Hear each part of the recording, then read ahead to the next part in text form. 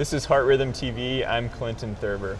Here today with Usha Tedrow, joining us to talk about education and fellows training for this Fellows in Focus series. And Usha is my program director at Brigham and Women's Hospital. She's the author of many publications and serves on a variety of editorial boards and has been dedicated to EP education for a long time with fellows in training. And tell us a little bit about your involvement with FHRS committees in education. Yeah, so thanks so much, Clint, for having me. It's been a great meeting. It's really nice to see everybody here in person.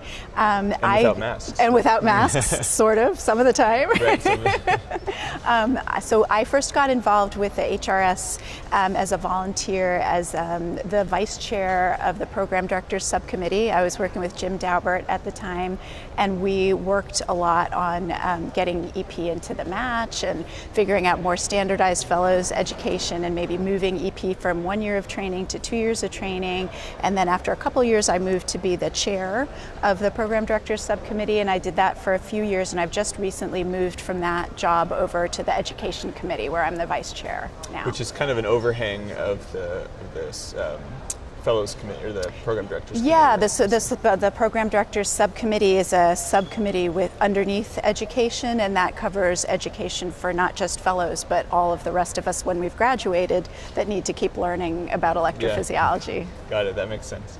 So as we've alluded to, you've been involved in fellow education and kind of committed to the next generation of EPs for a number of years now.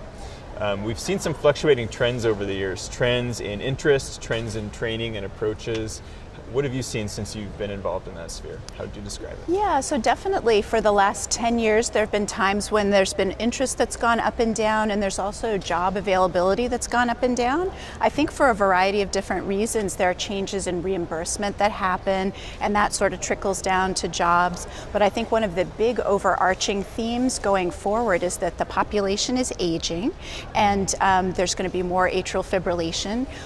So there's going to need to be electrophysiologists to treat that. There we've got all these new procedures too. Since I was a fellow, we have fancier ways of doing catheter ablation with mapping techniques. We have His bundle pacing, we have leadless pacing, and left atrial appendage closure. So we're going to need EPs to do all those things. So we need more EPs. Everyone seems to project that in the future we need more EPs. But our number of fellows that we're training is sort of plateaued to decreased from the past. So I think it's going to be really important to entice more people into our field because we enjoy it so much. Yeah, I agree. So, and that dovetails right into my next question. You alluded to the technology advances, and basically EP is just very cool. So how do we convince everyone else that, internal medicine residents or cardiology fellows, that EP is so cool? Yeah, I think that we really need to get people earlier in their training than we have historically in EP. I think most of the people that go into EP have in common that they met somebody really influential early in their career, maybe in medical school even, or even earlier than that perhaps, that led them to pick it as a career. And I think as electrophysiologists, it's our responsibility to try to convey some of that excitement to the people that are early in their career, because I think that we are sort of in a unique position to explain to people how exciting it is and what the new advances are, because folks even in cardiology that are outside of EP may not know how to convey that information to other folks that could be potential fellows in the future. Yeah, kind of an untapped resource maybe there. So it's July right now at the time of recording. We have a new crop of fellows who are all bright-eyed and eager, like my class was just a year ago. What would you tell a new fellow who's starting fellowship to make the most out of their opportunity? The time goes by so fast. What can they do to maximize it all? Absolutely. Even 2 years, we just went from 1 year to 2 years of training, but it still seems like a lot to fit in that amount of time. I'm sure you can say that. Yeah. So definitely don't narrow your interests. I would keep everything really broad, because you never know what procedures are going to be important, 10, 20 years from now when you're out in practice. So, and I think that there are going to be new things that come down the pike with non-invasive ablation, other types of invasive procedures where PFA day is headed, we all don't know. So I think there are going to be new catheters and techniques that you're going to learn.